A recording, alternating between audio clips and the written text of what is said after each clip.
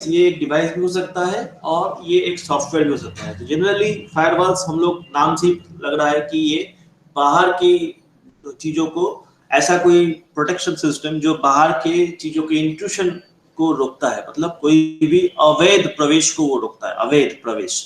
तो it is basically a device, it can be a device but it can be a software too. So whenever it is a device, it is basically a computer or a router that filters traffic between inside network and outside network. तो network को हम अगर अपने protection point of view से अगर बांटना चाहें तो वो दो तरह से उसको हम बांट सकते हैं कि एक है जो मेरा नेटवर्क है और एक जो है वो पूरा दैट इज इंटरनेट है जहां से ट्रैफिक आ रहा है। तो हम अगर चाहें कि कोई अवैध प्रवेश को अगर हम रोकना चाहें तो उसको रोकने के लिए we need something that is called firewall. तो ये एक सिंगल पॉइंट चैनल होता है जहां पे जिसका परफॉर्मेंस, चूंकि हम सिक्योरिटी पॉइंट ऑफ व्यू से इसको इंप्लीमेंट करते हैं, so we need optimal performance. इसमें कोई कॉम्प्रोमाइज हम लोग एक्सपेक्ट नहीं करते हैं। सो हम लोग ये चाहते हैं कि जो भी डिवाइस या फिर जो भी सॉफ्टवेयर अगर कोई ये काम कर रहा है तो उसका सिर्फ यही काम हो कि वो ट्रैफिक को एकदम वन पॉइंट फिल्टरिंग करे। मतलब ट्रैफिक मेरे नेटवर्क में आने से, इनसाइड नेटवर्क में आने से पहले उसी द्वार से होके उसको आना पड़ेगा। That is the one point entry to inside network. और वो सिर्फ प्रोटेक्शन का ही काम करे ताकि वो अनवांटेड इंट्रूशन को वो रोके। जब भी फायरवॉल इंप्लीमेंट किया जाता है, different security personals have different thought process और we can say different policy to implement it. तो ये डिपेंड करता है कि हम यूजर्स पॉइंट ऑफ व्यू से यूजर्स को रोकने के लिए हम फायरवॉल को इंप्लीमेंट कर रहे हैं। लोकेशन बेस्ड हम चाहते हैं कि जापान का कोई भी आदमी इसको एक्सेस नहीं कर सके, मेरे नेटवर्क को एक्सेस नहीं कर सके, या फिर कोई हम पर्टिकुलर कंट्री या फिर कोई रीजन को हम ब्लॉक करना चाहते हैं, उसको रोकना चाहते हैं कि उस लोकेशन से या फिर उस लोकेशन किसी भी सर्वर से, किसी भी नोड से कोई भी पिंग नहीं आए, ठीक है। और कोई एप्लीकेशंस को भी अगर रोकना चाहते हैं, फॉर एग्जांपल कोई पर्टिकुलर एप्लीकेशन को हम नहीं चाहते हैं कोई टेलनेट हमसे बात नहीं करे या फिर कोई टेलनेट रिक्वेस्ट नहीं आए, मेरा जो लोकल सर्वर है उसमें कोई टेलनेट नहीं आए या फिर कोई एचटीटीपी ही नहीं आए या फिर कोई अनऑथराइज्ड ईमेल नहीं आए, मेल रिक्वेस्ट नहीं आए, लॉगिन रिक्वेस्ट नहीं आए, तो एप्लीकेशन या एक्टिविटी के आधार पे या फिर कोई ऐसा यूजर है जो बार बार हमसे कम्युनिकेट करना चाह रहा है, मतलब वो रैंडमली हम पे अटेम्प्ट ले रहा है पेनिट्रेट करने का, एक्टिविटीज के आधार पे, या मान लीजिए एक कोई यूजर है 2 या 3 बार उसको यूज करना चाह रहा है, मेरे वेबसाइट को वो एंट्री करना चाह रहा है, so I can categorize some activities to a suspicious activities. तो हम एक्टिविटीज के आधार पे भी फायरवॉल को इंप्लीमेंट कर सकते हैं। तो ये depends upon the security personal जो उसके ऑर्गेनाइजेशन का सिक्योरिटी को इंप्लीमेंट करते हैं फायरवॉल के जरिए, तो उनके पॉलिसी के ऊपर डिपेंड करता है, ऑर्गेनाइजेशन पॉलिसी के ऊपर डिपेंड करता है कि वो फायरवॉल को किस तरह से कॉन्फ़िगर करते हैं। So it can be a hardware that is a computer, basic most simplistic computer, it can be a router, a complex router, or it can be a computer with a software also. अब implementation जब करते हैं तो इसमें दो तरह का सोच है। क्या है सोच? पहला सोच ये है कि that which is not expressly forbidden is permitted, मतलब एक डिफॉल्ट परमिट, जिसको मना नहीं किया गया है उसको जाने दिया जाए। तो जनरली जो न्यू यूजर्स होते हैं और जो रेगुलर यूजर्स होते हैं जो फायरवॉल को जस्ट स्टार्टअप कर रहे हैं, तो उनका यही पॉलिसी होता है कि जिसको मना नहीं किया गया है उसको आने दिया जाए। लेकिन जो सिक्योरिटी पर्सनल होते हैं उनको पता है कि which user should not penetrate into my network, तो वहां पे उनका पॉलिसी अलग हो जाता है। that which is not expressly permitted is forbidden, जिसको अनुमति नहीं मिला है वो किसी भी रूप से नहीं घुसेगा। that is they always implement strict policy on intuition, कोई भी प्रवेश में वो स्ट्रिक्ट पॉलिसी लगाते हैं। और जो रेगुलर यूजर्स हैं और नॉर्मल यूजर्स हैं उनके साथ थोड़ा अलग पॉलिसी है। तो फायरवॉल इम्प्लीमेंटेशन में पूरा जो सिक्योरिटी वर्ल्ड है वो दो तरह के थॉट प्रोसेस पे बटा हुआ है और सोच इस तरह से है कि पहला है डिफॉल्ट परमिट वाले भी हैं और डिफॉल्ट डिनाई वाले भी हैं। क्या है एक फायरवॉल को जब डिजाइन करेंगे, what are the design goals? Firewall एक सॉफ्टवेयर भी हो सकता है और एक हार्डवेयर भी हो सकता है जहां पे फायरवॉल प्रोग्राम चल रहा है। तो क्या डिजाइन गोल है? That is it should always be invoked, मतलब वो हमेशा किसी भी छोटा से छोटा कम्युनिकेशन हो, बड़ा से बड़ा एक्सचेंज, डेटा एक्सचेंज हो, तो उसमें उसको जरूर बुलाना पड़ेगा। That program has always to be invoked. That is a single point checking implementation firewall के जरिए होना चाहिए कि कोई भी तरह का नेटवर्क एक्सेस है, उस अगर मेरे नेटवर्क से कम्युनिकेट करना चाहता है आउटसाइडर जो है, उसको उस फायरवॉल से पास होने की आवश्यकता है। Without passing that it can not go into my network. Tamper proof होना चाहिए, that is it should be well isolated, highly immune to modification. मतलब वो प्रोग्राम भी हो सकता है। तो पहला अटैक जो कोई भी जो स्पूफर या फिर कोई भी आउटसाइडर अगर करता है, तो उसके लिए पहला जो दरवाजा होता है वो मेन गेट होता है। तो firewall is the main get for any network. किसी नेटवर्क में अगर फायरवॉल लगा हुआ है तो वो उसी का मेन गेट है। तो उसका पहला अटैक होता है वो फायरवॉल को तोड़ना, उसको कंप्रोमाइज करना, या वो प्रोग्राम है। तो जनरली ये पर्पस होता है जब भी फायरवॉल को कि वो वेल आइसोलेटेड हो, मतलब उस सिस्टम में कोई प्रोग्राम नहीं चल रहा हो, या फिर वो एक स्टैंड अलोन सिस्टम है जिसका सिर्फ एक और एक ही काम है, सिर्फ इंट्रूशन को रोकना, अवैध प्रवेश को रोकना। और उसका जो प्रोग्रामिंग है, दैट इज इसका जो लॉजिक इंप्लीमेंटेशन है, वो काफी स्ट्रांग होना चाहिए। Should be highly immune to modification, ताकि कोई अनवांटेड यूजर जो है उसी के कोड में कोई मॉडिफिकेशन ना कर दे। और वो तभी कर सकेगा जब उसमें कोई दूसरा प्रोग्राम चल रहा होगा। किसी दूसरे प्रोग्राम के जरिए, एग्जीक्यूशन के जरिए ही वो उस फायरवॉल के प्रोग्राम को करप्ट कर सकता है। या फिर वो कि वो अगर कोई जिस जो डाटा जिस कंप्यूटर पे वो फायरवॉल इंस्टॉल्ड है, वो एक पॉइंट हो और एंट्री पॉइंट कोई दूसरा हो, that is back side entry भी उस नेटवर्क में कोई नोड जो है किसी मॉडेम के जरिए नेटवर्क से कनेक्टेड है। हो सकता है कि जो मेरा नेटवर्क है उसमें हम फायरवॉल तो लगा के रखें कि कोई अंदर आए तो फायरवॉल से होके आए, लेकिन कोई एक नोड है उसी नेटवर्क में जो अपना जो self modem use personal modem वो यूज कर रहा है। So in that case it is an intrusion. वो एक इंट्रूशन बन सकता है, वो एक गेटवे बन सकता है घुसने का। तो कोई भी दूसरा नॉन फायरवॉल एप्लीकेशन नहीं चलना चाहिए, और ये कम से कम चलना चाहिए जो कि एग्जीक्यूटेबल हो, क्योंकि उसी के जरिए वो लोग मैलिशियस कोड को फायरवॉल में इंजेक्ट करते हैं और फायरवॉल कॉम्प्रोमाइज हो जाता है। It should be very small, जितना छोटा हो, जितना सिंपल हो, उतना अच्छा, क्योंकि उसका सोल पर्पस होना चाहिए कि अटैक्स को रोकना। और अब तक कहां किस किस आईपी एड्रेस से या फिर किस तरह का अटैक्स हुआ है, उस सारे अटैक्स का वो स्टैटिस्टिक्स के आधार पे न्यू पॉलिसीज को अडेप्ट करते चले जाना। दैट इज सिक्योरिटी पॉलिसीज को ऑर्गेनाइजेशन के बिहाफ में उसको अडेप्ट करते चले जाना, मतलब चेंज करने का एक स्टैटिस्टिक्स को दे सके। ये 3 गुण उसमें होना ही चाहिए।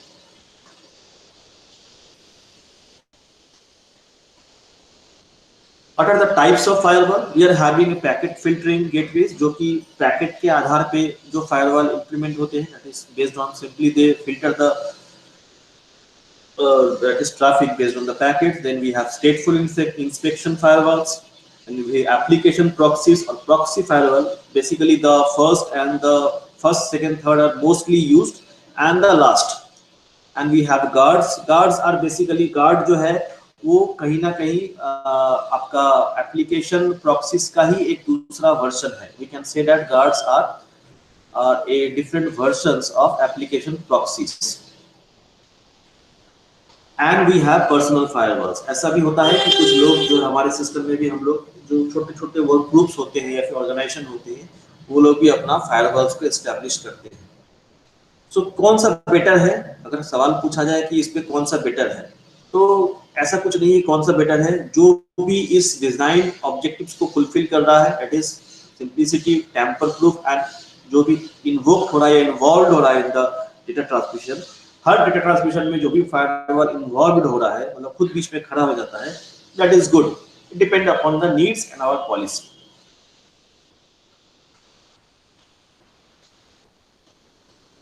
पैकेट फिल्टरिंग गेटवे एक छोटा सा नेटवर्क डिजाइन है जहां पे एक फायरवॉल इंप्लीमेंटेड है जो कि 3 नेटवर्क को कनेक्ट कर रहा है। तो ये मेरा इनसाइड है, this is our internet and this is the remote networks. तो पैकेट फिल्टरिंग का जो मेन पर्पस है, जो मेन उसका जो फोकस है, इट फिल्टर्स द पैकेट। वो पैकेट को फिल्टर करता है, पैकेट के हेडर को वो खोलता है, और उसमें से जो इस दैट इज जो इंटरकनेक्शन है या फिर किस इंटरफेस से वो पैकेट आ रहा है या फिर किस सोर्स आईपी से वो पैकेट आ रहा है, किस सोर्स पोर्ट से आ रहा है, किस डेस्टिनेशन आईपी के लिए आ रहा है, किस डेस्टिनेशन पोर्ट के लिए आ रहा है। यही 3 या 4 या 5 जो जो फैक्टर्स है, इसी फैक्टर्स के आधार पे वो फायरवॉल आउटसाइड ट्रैफिक को ब्लॉक कर सकता है। फॉर एग्जांपल अगर हम ये फायरवॉल यहाँ पे कि अगर यहाँ से कोई पैकेट को नहीं आने देना है, सो इट हैज ब्लॉक, इसको वो ब्लॉक करके रखा है। लेकिन फिर इसी नेटवर्क में अगर जाना है, सो इट हैज अलाउड यहाँ से पैकेट आ सकता है, जा सकता है। लेकिन इस नेटवर्क में पैकेट सिर्फ जा सकता है, आ नहीं सकता है। इसका मतलब इस इंटरफेस पे, फायरवॉल के इस इंटरफेस पे जो भी डाटा आ रहा है या फिर इस राउटर के इंटरफेस से जो भी पैकेट आ रहा है, इस इंटरफेस को वो ब्लॉक करके रखा है। So it can block based on the application, based on the interface, based on the IP address, based on the source address, या फिर किसी एक नोड के आधार पे भी हम कोई एक कम्युनिकेशन इस पर्टिकुलर नोड पे हम पहुंचाना चाहते हैं। So for this node a firewall can be implemented कि इस नोड पे हम कोई भी इंफॉर्मेशन नहीं आए। अगर हम चाहते हैं कि मेरा सर्वर जो है, जो मेरा अपना नेटवर्क में एक अपना सर्वर है, वो इंटैक्ट रहे, बाकी नोड कम्युनिकेट कर सकते हैं नेटवर्क के साथ, तो हम इस पे फायरवॉल में हम इसके ऊपर पॉलिसी लगा सकते हैं कि डेस्टिनेशन आईपी अगर मेरा ये सर्वर का आईपी है, तो it should not communicate with my server directly, it can communicate to my node. ये सर्वर मेरा लोकल फाइल सिस्टम पे इंप्लीमेंट करके रखा है, अगर ये करप्ट हो गया तो मेरा ऑर्गेनाइजेशन बैठ जाएगा। I can implement this firewall. So there are different types of implementation.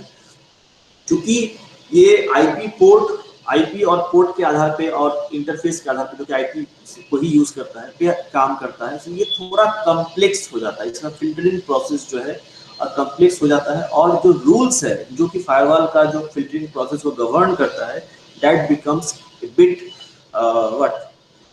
Complex. बहुत ज्यादा रूल्स इसमें चाहिए, and that increases the complexity of the protection. So जितना ज्यादा complex होगा implementation भी उतना severe होगा, तो compromise होने का chances है, क्योंकि फायरवॉल का एक ही पर्पस है कि वो जितना सिंपल हो उतना अच्छा है। So दूसरा इस केस में जो protections है, that is called the proxy firewall और application proxies. So packet filtering में वो पैकेट के जो इंफॉर्मेशन है, जो हेडर इंफॉर्मेशन है, उसी को देख के वो पैकेट को फिल्टर करता है। लेकिन पैकेट में जो डेटा है, जो एप्लीकेशन लेयर से जो पेलोड आया है, वो डेटा अगर कोई वायरस है, अगर वो कोई प्रोग्राम है, अगर उसका कोई मैलिशियस बिहेवियर है, इसको वो फायरवॉल नहीं देखता है।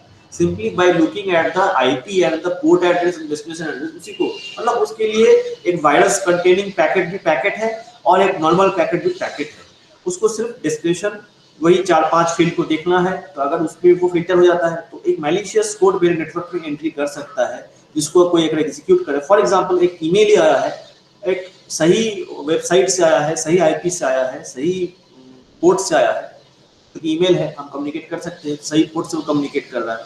बट वो ईमेल जो आया है, उसमें जो पैकेट है, जो अटैचमेंट लगा हुआ है, हो सकता है वो एक प्रोग्राम हो, वो एक वायरस हो, जो कि हम अगर उस पर क्लिक करें या फिर उसको ओपन करें, तो हो सकता है वो मेरे सिस्टम में स्प्रेड कर जाए, लोकल सिस्टम में स्प्रेड कर जाए, और वहां से वो चीज अपने आप को कॉपी कर ले। So in that case we need something that should peek with inside the packet. तो ऐसा कुछ होना चाहिए जो पैकेट के अंदर में झांक के देखे, और तब तक उसको मतलब जो झांक के देखेगा, अगर झांक के देख रहा है, that is an involve risk. अगर झांक के देख रहा है, तो उस रिस्क से बचने के लिए क्यों ना हम एक नकली एक प्रॉक्सी हम क्रिएट करें, एक someone who is going to accept the packet, उसके लिए एक प्रॉक्सी हम क्रिएट करें। तो यही इसका मेन फोकस है कि पैकेट के अंदर देखना है, और जो देखेगा वो खुद एक प्रॉक्सी होगा, वो एक नकली होगा, जो कि एक्चुअल का सारा बिहेवियर को सिमुलेट करेगा। ठीक है, so the proxy firewalls keep within the packets to find faults and errors in application layer messages। जो भी एप्लीकेशन लेयर से मैसेज आ रहा है, उसमें क्या एरर है, क्या फॉल्ट है, उसके बिहेवियर में क्या सही बिहेवियर है कि नहीं, ये सब चीज को वो देखता है। जब सब कुछ सिमुलेट करके वो देख लेता है कि well they are well to do and it's good going, then only it passes. पहले पैकेट फायरवॉल के पास आया है, तो सारा, फॉर एग्जांपल यहाँ पे एचटीटीपी हम लिए हैं, मेल भी हो सकता है, कुछ भी हो सकता है, तो एचटीटीपी ऑल पैकेट को वो देखा कि किस तरह का रिक्वेस्ट आया है, तो उस पैकेट को कौन देखेगा, एक ये फॉरवर्ड होता है आपका, ये फायरवॉल के जरिए फॉरवर्ड होता है आपका एचटीटीपी प्रॉक्सी सर्वर के पास फॉरवर्ड होता है। तो ये जो प्रॉक्सी सर्वर है, वो पैकेट्स को वो जज करता है खोल के उसके एप्लीकेशन लेयर पे, ठीक उसी की तरह होता है, एक्चुअल एचटीटीपी सर्वर की तरह रेप्लिका होता है। तो जैसा इसका बिहेवियर होना चाहिए उस पैकेट के साथ, ठीक वैसा ही बिहेवियर वो सिमुलेट करता है, और जो सामने वाला भी इंटरनेट से जो कम्युनिकेट, जो होस्ट कम्युनिकेट कर रहा है, उसको पता भी नहीं चलता है कि हम एक प्रॉक्सी सर्वर से कम्युनिकेट कर रहे हैं। इसके पास भी आईपी वगैरह सब कुछ होता है, लेकिन ये एक्चुअल सर्वर नहीं है। तो ये सिमुलेट करता है वो सारा चीज की हाँ पैकेट लेयर पे कोई भी डाटा गड़बड़ नहीं है। तो अगर गड़बड़ नहीं है then it is handed over to the actual HTTP server, otherwise it flags an error and it blocks the host। जो भी होस्ट उस तरह का पैकेट भेज रहा है उसको लिस्टिंग कर दिया जाए, दैट इज ब्लैकलिस्ट में डाल दिया जाए। So proxy firewall simulates the proper effects. ये सबसे इंपॉर्टेंट बात है कि जो इफेक्ट आने वाला है पैकेट को खोलने के बाद, एप्लीकेशन लेयर पर जो इंफॉर्मेशन है उसका जो इफेक्ट आने वाला है, उस इफेक्ट को वो खुद सिमुलेट करके देखता है of an application, so that actual application receives right request to act properly, ताकि सही एप्लीकेशन जो हमारे पास है मेरा सर्वर पे उसको एकदम वही इंफॉर्मेशन मिले जाके वो बैठा, उसको वो कोई जो रिक्वेस्ट है कोई उसको बैठा नहीं। So proxy firewall is a two headed device, मतलब एक तरह से देखा जाए ये दो मुहा है, मतलब टू साइडेड है। दैट इज ये अंदर वाले नेटवर्क को ये डेस्टिनेशन समझता है और बाहर वाले नेटवर्क को ये इनसाइडर समझता है। मतलब यहां से वो सारे ट्रैफिक को अलाउ करता है, कोई भी ट्रैफिक आ सकता है, लेकिन डेस्टिनेशन को जो है उसको वो its understand the destination as outside. तो किसको मुझे भेजना है, किससे कम्युनिकेट करेंगे, उसको वो फिल्टर करता है। So it basically works like a two-headed device. It looks the inside as the outside. इसी को वो अपना outside समझता है, मतलब यही मेरा outside है। अगर जो प्रॉक्सी सर्वर जो हम लगाए हैं प्रॉक्सी फायरवॉल, तो ये फिल्टर करता है कि ये वाला पार्ट मेरा सेव रहे, और ये वाला पार्ट जो है यहाँ से हम कोई भी डेटा ले सकते हैं, लेकिन इस यहाँ वाले पार्ट में हम, जैसे हमारा जो पैकेट में था कि इनसाइड से आउटसाइड जा सकता है डेटा, आउटसाइड से इनसाइड आ नहीं सकता है। तो यहाँ पे भी वही बात है कि आउटसाइड से जो यहाँ का आउटसाइड है, जो यहाँ का इनसाइड है, वो इसको आउटसाइड बनाता है। मतलब यहाँ से डाटा यहाँ आ सकता है और यहाँ से यहाँ जब डाटा जाएगा वो भी जा सकता है, लेकिन जब यहाँ से डाटा जो दिस साइड में आएगा, so it has to be filtered from the proxy firewall.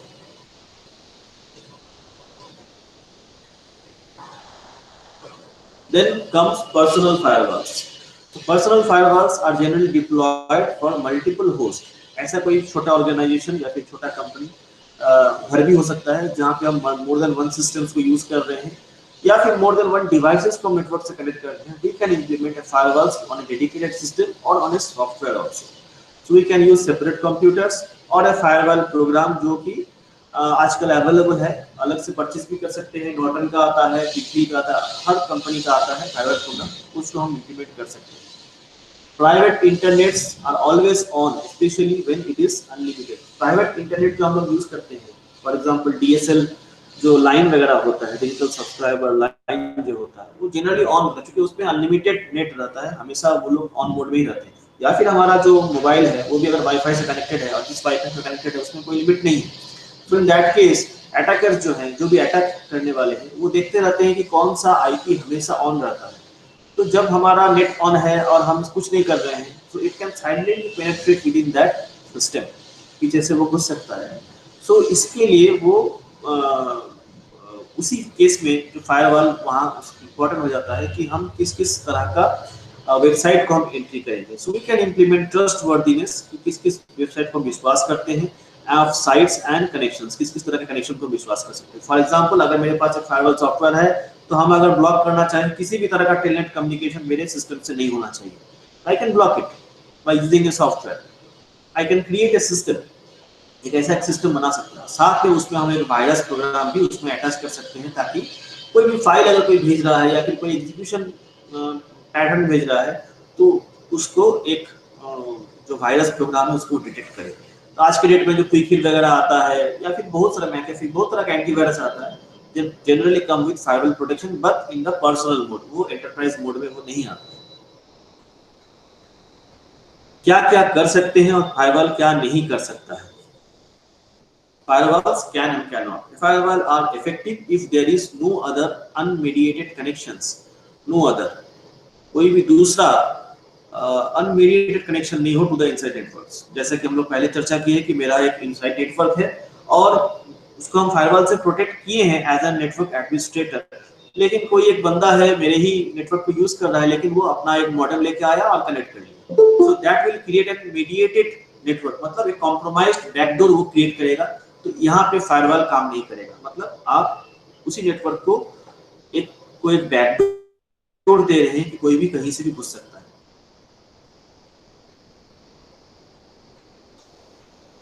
Next, it do not protect data outside the perimeter of the perimeter, outside the perimeter, that is data across the perimeter is exposed। तो एक बार firewall जिस boundary पे network की boundary पर set किया गया है उस बाउंड्री से डेटा अगर निकल गया, so it is not protected, वो फर्दर प्रोटेक्शन में नहीं, वो कोई भी हैक कर सकता। मतलब फायरवॉल का जो रेंज है, कहने का मतलब है वो सिर्फ हमारे नेटवर्क पेरीमीटर तक ही है।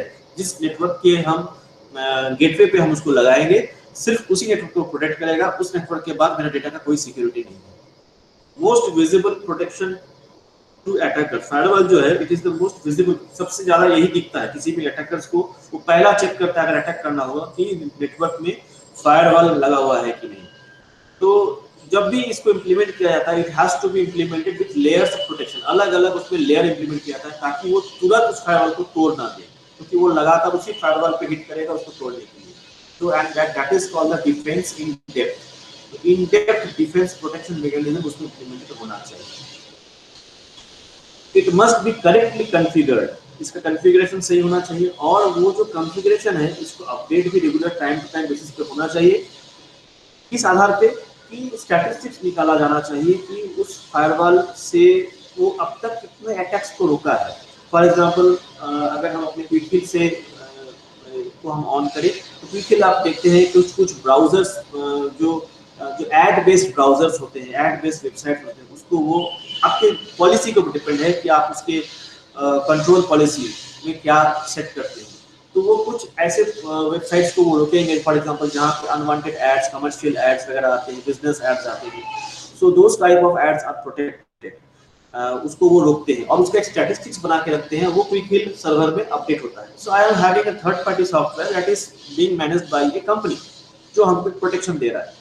उसी तरह से फायरवॉल भी जो परचेज करते हैं तो उनको भी इस तरह का एक अटैक्स का स्टैटिस्टिक्स और ब्लॉकिंग ऑफ द अनइंटेंशनल जो कि अनवांटेड ट्रैफिक को रोकना, ये दो काम होना चाहिए कि ट्रैफिक भी रोके और ट्रैफिक का स्टैटिस्टिक्स भी पेरियडिकली वो निकाले, किस किस तरह का अटैक्स आ रहा है, किस आईपी से आ रहा है, किस जगह से आ रहा है, ताकि वो उसको अपग्रेड कर सके।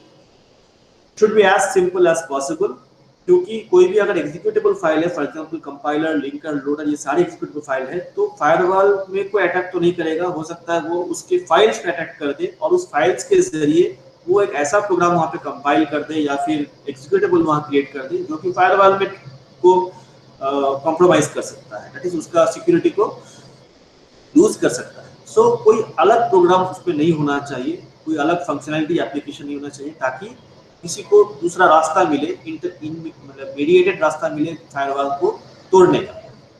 और साथ में ऐसा नहीं है कि फायरवॉल हम एम्प्लॉय कर दिए तो मेरा प्रोटेक्शन हो गया नेटवर्क का। प्रोटेक्शन के लिए हमारे नेटवर्क के अंदर भी कुछ मीन्स होना चाहिए, फॉर एग्जांपल वायरस वगैरह का, जोन अलार्म वगैरह का, इस तरह का मीन्स होना चाहिए। So this completes the firewall. So if you have any question, you can ask. Bluetooth and firewall से कोई भी क्वेश्चन है आप लोग पूछ सकते हैं।